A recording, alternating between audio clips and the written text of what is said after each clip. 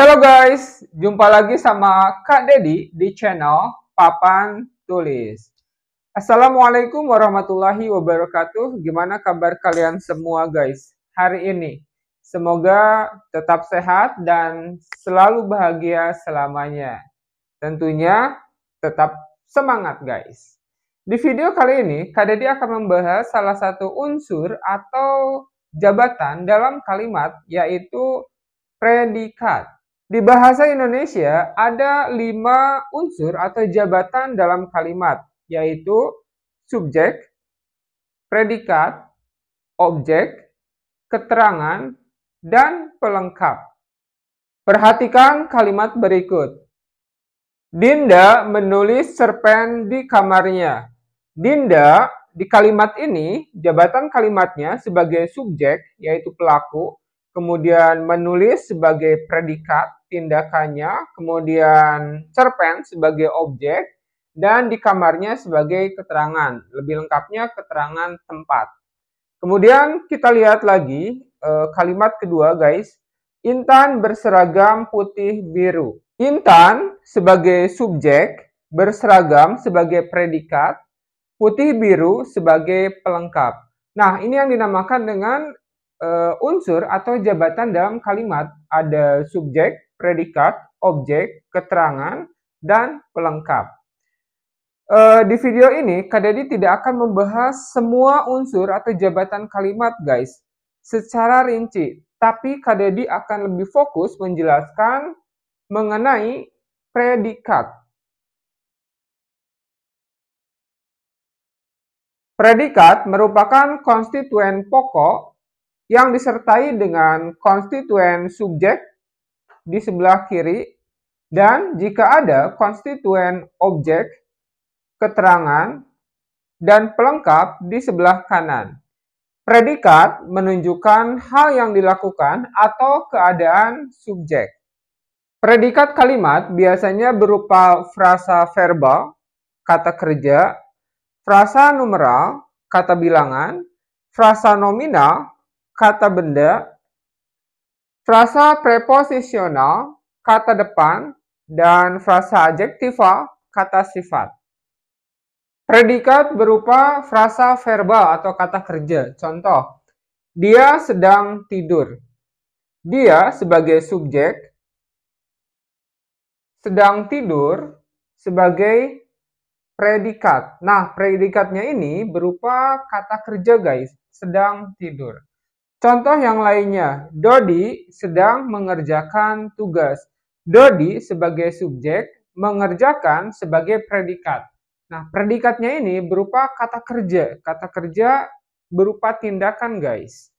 Kemudian predikat berupa frasa numeral atau kata bilangan.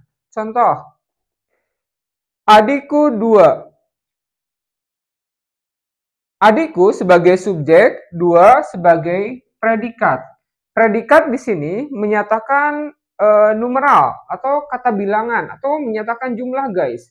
Jumlah itu contohnya 1, 2, 3, banyak, beberapa, sedikit. Nah, itu numeral. Contoh yang lainnya, temanku sangat banyak. Temanku sebagai subjek, sangat banyak sebagai frasa numeral, menyatakan jumlah atau bilangan guys. Berikutnya, predikat berupa nominal atau kata benda. Contoh, ayahku dokter. Ayahku sebagai subjek dan dokter sebagai predikat. Dokter sebagai predikat. Predikat di kalimat ini sebagai kata benda guys atau nominal. Contoh yang lainnya. Ibunya guru bahasa Inggris. Ibunya subjek, guru bahasa Inggris sebagai predikat. Nah, predikat di kalimat itu berupa nominal atau frasa kata benda, guru bahasa Inggris. Berikutnya, predikat berupa preposisional atau kata depan. Nah, kata depan itu contohnya ada di, ke, dari, untuk, dan banyak lagi guys. Contoh, ibuku di dapur. Ibuku sebagai subjek, di dapur sebagai predikat. Predikat di kalimat ini berupa frasa preposisional ada kata di contoh dari kata depan yang digunakan di kalimat ini guys. Contoh yang lainnya.